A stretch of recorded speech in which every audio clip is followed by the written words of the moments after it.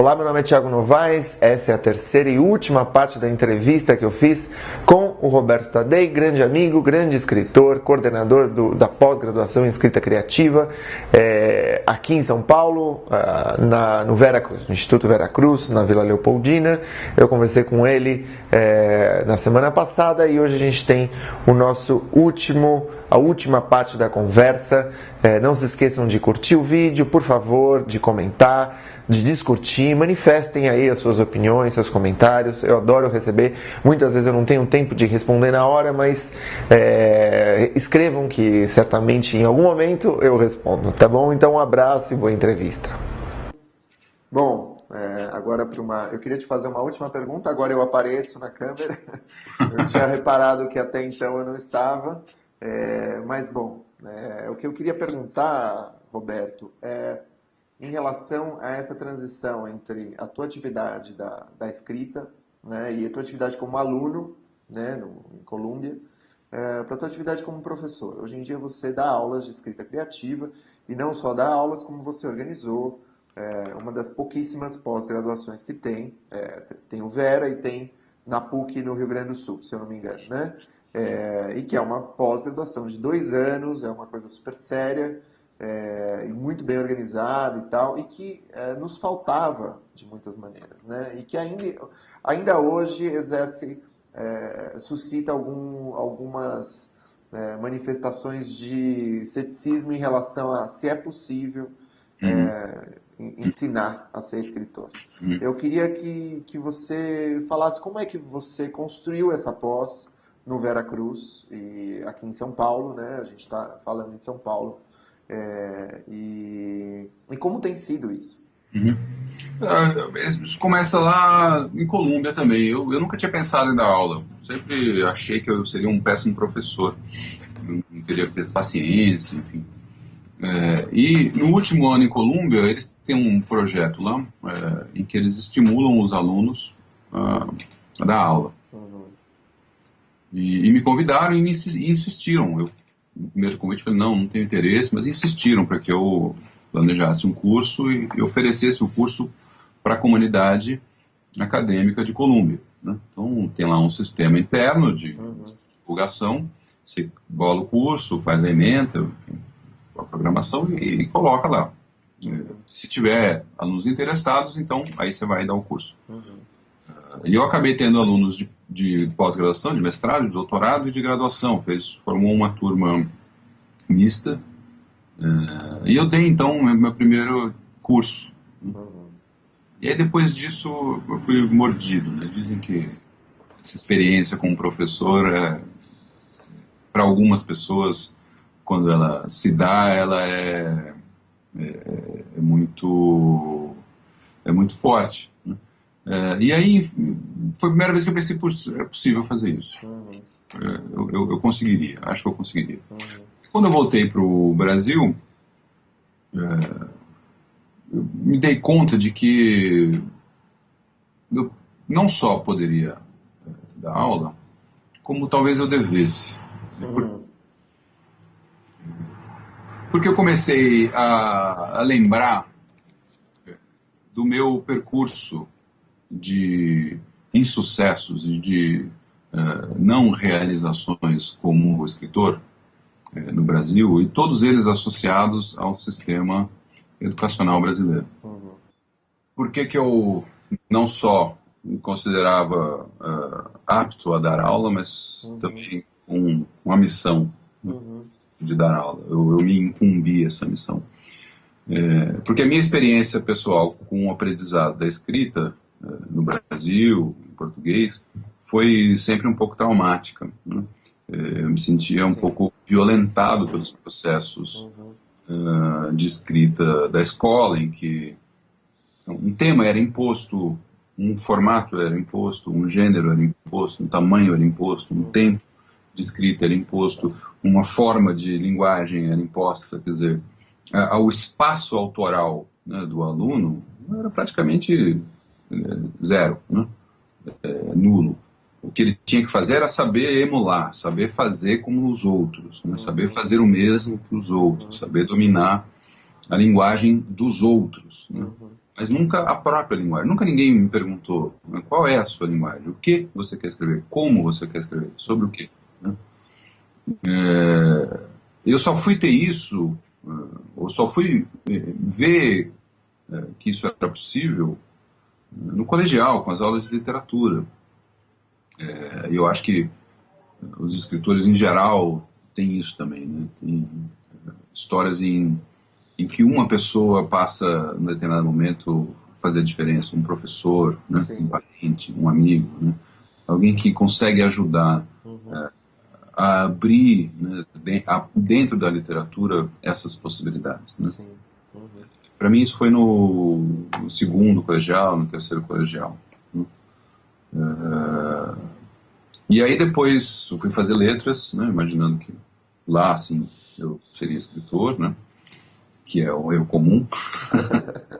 É um erro comum. Mas eu também fui fazer jornalismo. Tá. Eu fui fazer os dois ao mesmo tempo. Bom, em algum dos dois lugares vai dar certo. E a faculdade de jornalismo é outro erro comum. Sim. Você não vai ser escritor lá.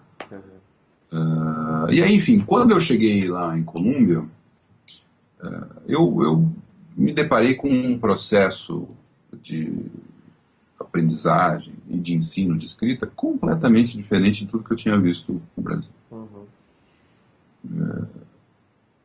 E quando eu voltei, falei, bom, é preciso abrir espaço para isso em São Paulo, né? Uhum.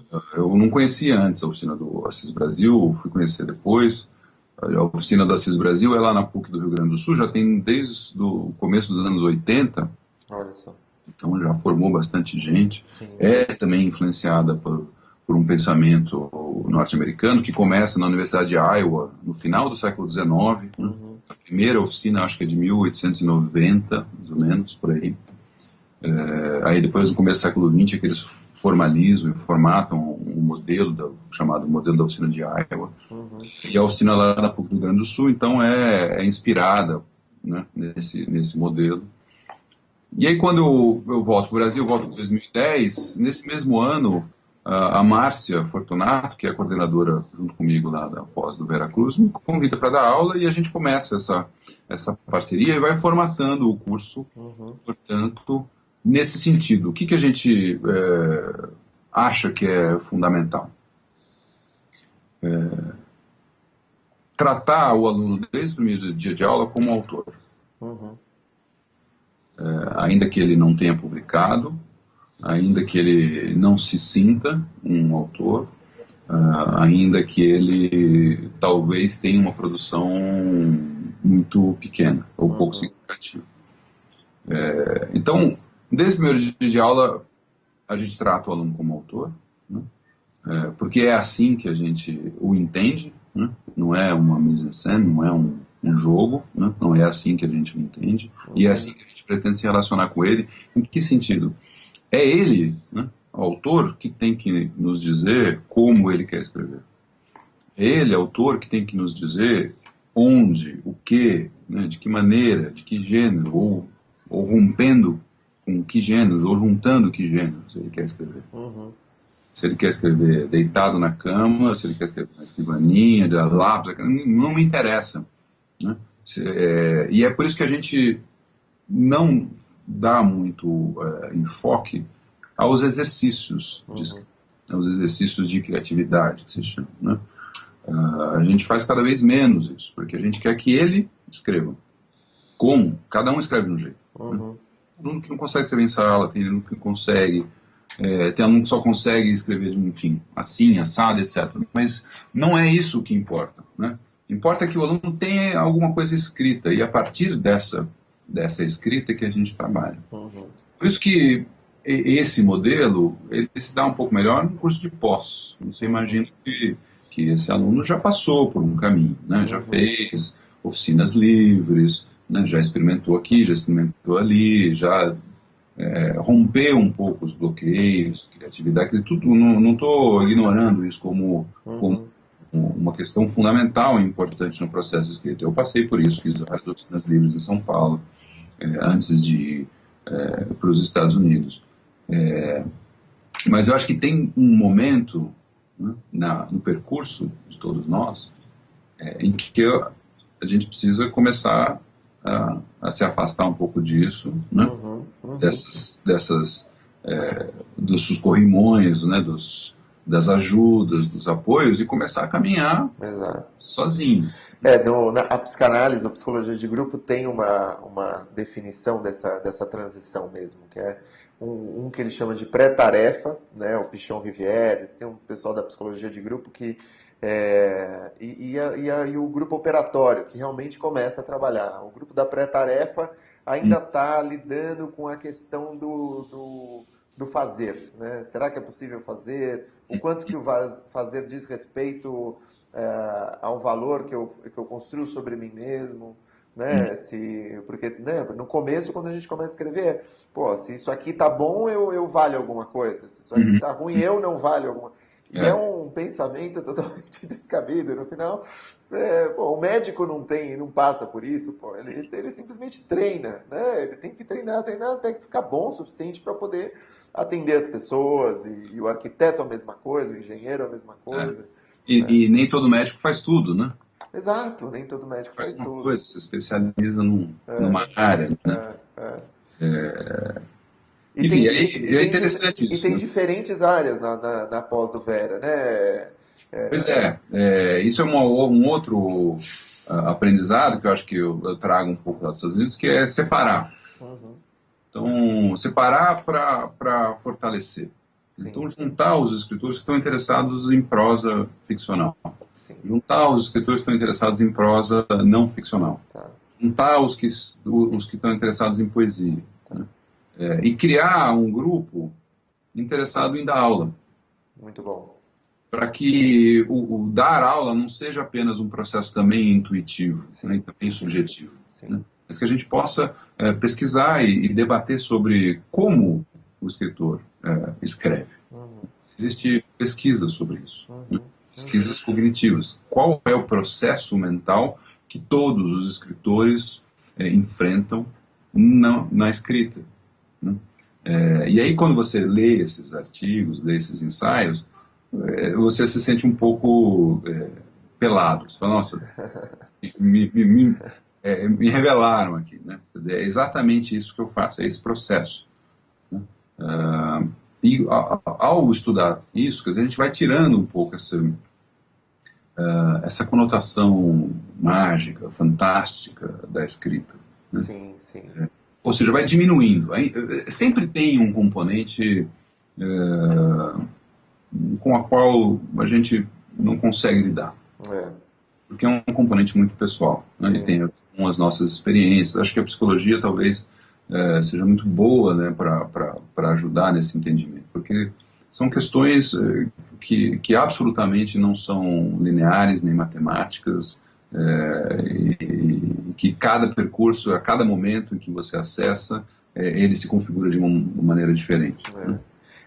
São um pouco como os mistérios da física. A gente pode nomear, a gente pode até entender que está lá o É, buraco negro, uma força de atração que a luz perde enfim, né? Sei lá, não conseguiria definir o buraco negro, mas é algo que a gente reconhece, mas que a gente não compreende, né? O que o Freud chama de umbigo de sonho, né? Um umbigo do sonho. Todo sonho tem um caroço, uma semente interessante, irrastreável e que a gente interessante. pode falar sobre isso, né, que de fato. Mas É, eu queria te fazer uma pergunta, porque você falou da prosa ficcional, da uhum, poesia e de algo que pouca gente conhece e que se chama prosa de não ficção, né? E uhum, vocês têm uma pós-graduação.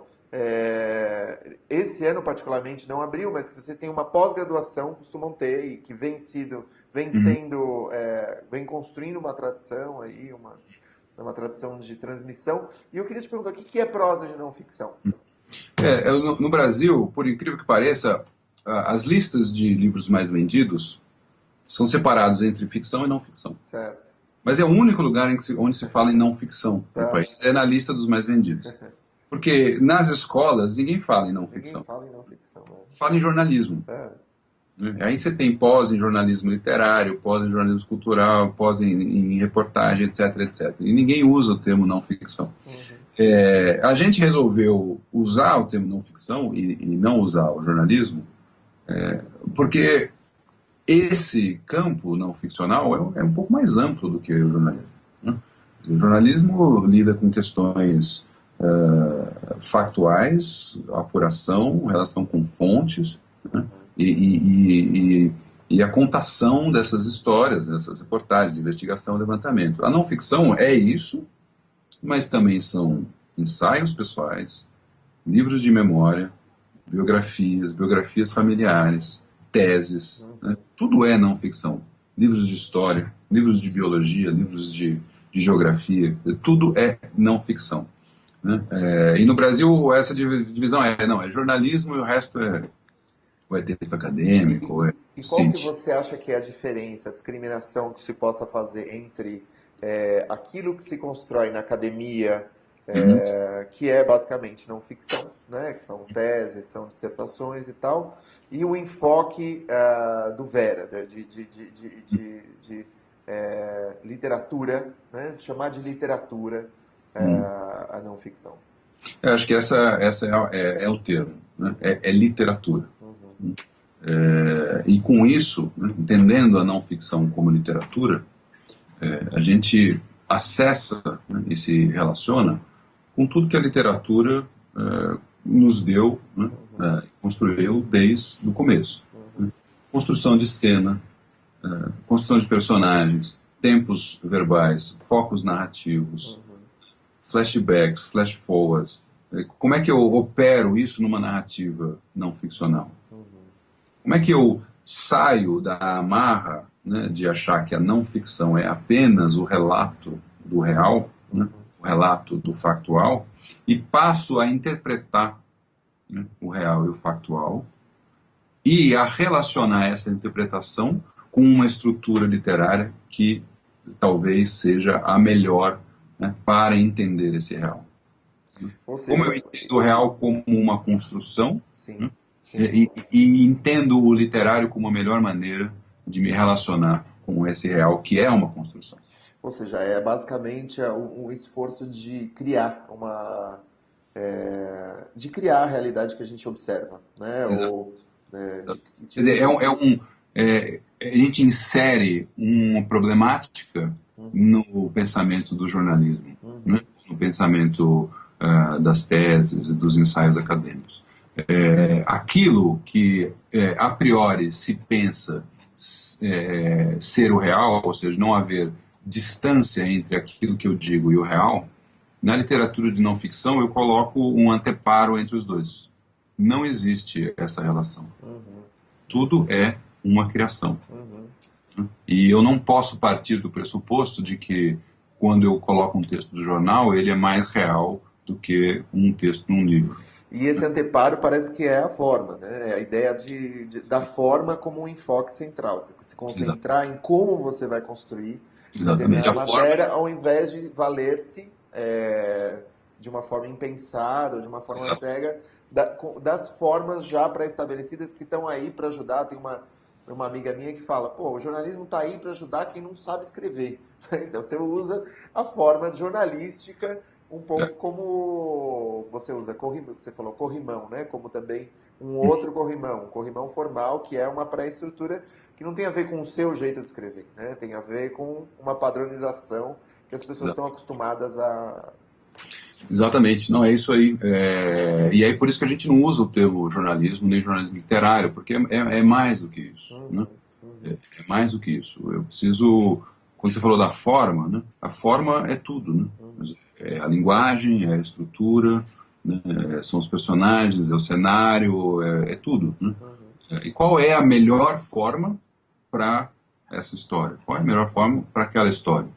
Se eu coloco tudo dentro da chave jornalismo literário, eu reduzo, né? Eu uhum, reduzo as minhas possibilidades. uhum, E quando eu entendo isso como não ficção literária, eu amplio. uhum, Pode ser que eu chegue no curso com uma ideia, mas no desenvolvimento dela, ela vai se transformando em outra coisa, né? uhum, Eu chego no curso com uma ideia, não, vou fazer um livro de reportagens. E aquilo vira uma biografia, vira um livro de memória, né? uhum, Ou uhum, vira um livro de ensaios, né? uhum, E aí o relacionamento no curso, né, que eu acho que é o que você faz também, assim, já falou sobre isso, estudar os gêneros, né? Estudar por que o ensaio se conformou dessa maneira, né? Porque ele começa lá com Bacon, com Montaigne, né? E como ele chega até hoje. O que isso nos diz a respeito da maneira como a gente se relaciona com o mundo? Por que a reportagem de jornal está cada vez menor, superficial e irrelevante? Né? O que isso significa? O que isso diz sobre a maneira como a gente se relaciona? De fato. Né? Por que as teses acadêmicas, todo mundo reclama da linguagem da tese acadêmica, né, que não satisfaz? Por que a gente continua reproduzindo isso? Exato.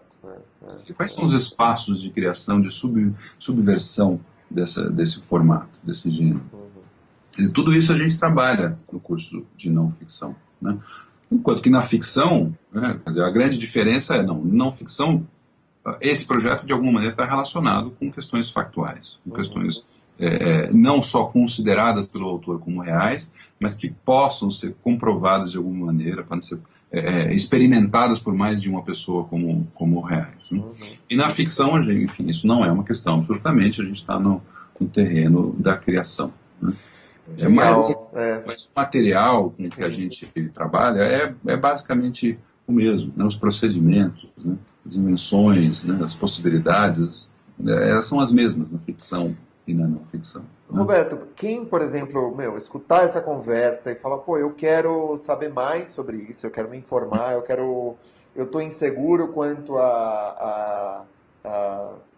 eu acho que muita gente eu acho que tem tantas narrativas a serem construídas no nosso país, né? Assim, tem tantas histórias que não foram contadas de personagens da história, né? E eu acho que essa dificuldade escolar que a gente enfrentou, e eu enfrentei, você enfrentou, né? Que é uma dificuldade normativa e uma dificuldade também em relação à apropriação da língua, eu acho que muitas vezes silencia essas tantas histórias que precisam ser contadas, sabe? Tipo, faltam biografias do Lima Barreto, faltam biografias dos advogados abolicionistas no século XIX, faltam biografias sobre violência de gênero, faltam biografias sobre o trabalho escravo, biografias não, mas narrativas, histórias, estão assim esperando que a gente se aproprie da língua para serem...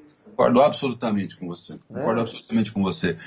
Só para recuperar uma pergunta que você tinha feito antes, né? É possível ensinar a escrever? A questão que eu acho que essa pergunta recorta, às vezes é uma questão que não desvia exatamente do problema. Né? Porque você não ensina ninguém a ser o Paulo Mendes da Rocha. Né? Você não ensina ninguém a ser o Picasso. Você não ensina ninguém a ser o Villa-Lobos ou o Tom Jobim. Não se trata de ensinar isso, porque essa é a questão pessoal que a gente estava dizendo, que a psicologia muito nos ajuda a ver. Né? Mas todos nós temos isso. Todos nós temos isso. A questão é que algumas questões são valorizadas num certo ambiente. Né? E são valorizadas num contexto histórico, num contexto econômico, num contexto social. Né? Mas todos nós temos essa particularidade, né, que faz com que a nossa história, né, ou aquela história que a gente queira contar, mereça ser contada. Né? E não só a mereça, como você bem falou, no Brasil, ela precisa ser contada. Né?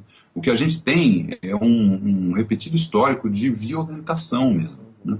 De essas histórias serem, né, continuarem sendo caladas, emudecidas. Né?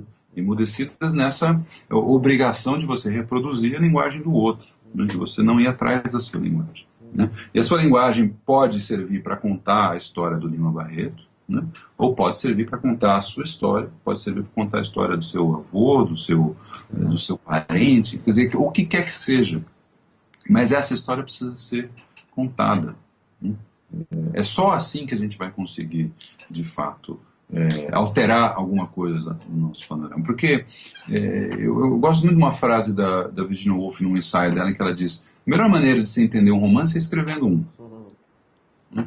É evidente que nem todo mundo vai escrever um romance para poder ler um romance. Mas quando você escreve, a sua relação com a escrita, a sua relação com a literatura se transforma. Sim, sim. E esse entendimento, né, do ser como autor, né, faz com que a sua relação com a literatura não seja uma relação subserviente. Sim. Não seja uma relação em que você se diminui toda vez que lê um livro. Né? Quando eu leio o Miss Dalloway, eu leio o Crime e Castigo, eu me sinto diminuído porque eu não consigo relacionar com aquilo. Eu não sei como essa pessoa fez isso. Eu não sei, eu não consigo valorizar a construção da frase porque para mim isso é um enigma. E aí eu chamo essas pessoas de gênio. E as coloco muito distante de mim. Sim. E me apequeno. Sim. E é isso que a gente tem repetidamente sendo feito no sistema educacional brasileiro. Sim. É uma alienação e apequenação do estudante. Né? E ninguém dá ferramentas, instrumentos para que esse estudante não chegue nesse lugar. Quer dizer, não no sentido de escrever como a Virginia Woolf ou como Dostoiévski, porque eu acho que isso é também um erro. Né? Mas entender como isso foi feito, ser capaz de valorizar, ser capaz de discordar, né? Ser capaz de não gostar, né? Mas entender como eu escrevo. Né? Quer dizer, eu não quero escrever como a Clarice Lispector. Né? Eu quero ler a Clarice Lispector e me emocionar, mas eu não quero escrever como ela. Por quê? Porque ela já escreveu, e ela escreveu aquilo que ela podia escrever.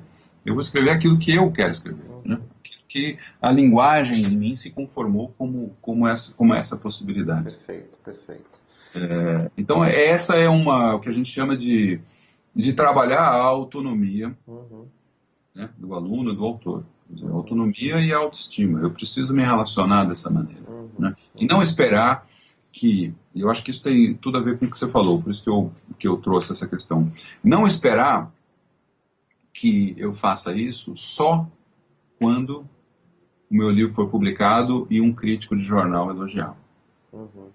Quer dizer, se eu depender disso, justamente, quer dizer, não é ele, né? Não é nenhum crítico que vai dizer, é você mesmo que tem que dizer.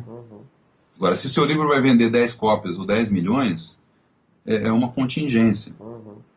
É uma contingência que é determinada por inúmeros fatores. Sim, né? sim. Isso por um lado. Se você quiser depois, se você identifica que você tem condições para isso, né? Tem capacidade, e você de fato quiser vender, né? Aí tudo bem, aí você vai atrás disso. Você pega o Laurentino Gomes, por exemplo, as entrevistas que ele dá, essa é a construção. Ele entende que é possível, né? Ele sabe como fazer, né? Ele testa, ele tem condições, ele tem uma vida inteira como jornalista em que ele testou isso, e ele decide objetivamente, vou fazer isso para mim, e dá certo. Dá né? super certo. Agora, precisa saber se é isso que você quer fazer, se é isso que você quer fazer, então, E dessa forma, ou como... dessa forma, etc. Né? E Roberto, como é que como que o pessoal tem acesso a isso? Como o pessoal encontra o Vera, ou se informa mais, ou se informa mais do que é essa pós e do programa da proposta? A gente costuma fazer eventos regulares, com encontros com escritores, com pesquisadores, professores. Abertos, né? Eventos abertos, gratuitos. Tá. Abertos, gratuitos. Essa é uma maneira de se aproximar, né, de conhecer os professores, conhecer os alunos. Mas para ficar sabendo disso, eu sugeriria o site do Veracruz, que é veracruz.edu.br. Tá. Lá saem essas informações, são publicadas. Provavelmente no segundo semestre a gente vai ter um site próprio da formação de escritores, então quando isso estiver pronto aí a gente vai ter mais material. Tem uma brochura em PDF que está publicada na internet, eu posso depois te passar o endereço se você achar que alguém, para colocar no vídeo, enfim, se alguém Sim, claro. Só, você falou do segundo semestre de 2016, né? Ou seja, se você assistir isso em 2017, provavelmente esse site já vai estar no ar, né? E eu acho que o melhor caminho é esse, são os eventos que a gente faz, e daí a gente vai se conhecendo, porque é importante também para o aluno saber o ambiente, né? Se Sim, claro. sentir acolhido, né? Nesse E, ambiente. para adquirir teus livros, tanto Terminália quanto Existe Estar Aqui, então acaba, né? Como se faz? Bom, cada vez mais a gente depende de livrarias online, né? De Aham. sites. Embora em qualquer livraria, se É for uma possível livraria física, encomendar. basta encomendar, né? Sim, Basta sim. encomendar que chega e os livreiros adoram, né? Uhum. Eu apoio, incentivo. Ótimo. Eu não sei dizer exatamente em que livraria física hoje se poderia encontrar na Mas na Bossa, Amazon, por exemplo, mas se. na Amazon, na Livraria Cultura, os livros estão lá disponíveis. Uhum. Não, online não tem problema, né? Perfeito, perfeito. Mas na livraria física mesmo que é mais difícil. Legal, Roberto. Cara, eu queria te agradecer. Foi uma ótima conversa. E foi demais. Foi uma. Eu acho que rendeu muito e poderia continuar rendendo, né? E rende. E Na rende, que bom. verdade, isso aqui é um hiato das conversas que a gente tem, né? É, que bom. Pessoalmente aí. E, bom, cara, obrigado. Imagina. Um Falou, abraço. tchau. Tchau, tchau.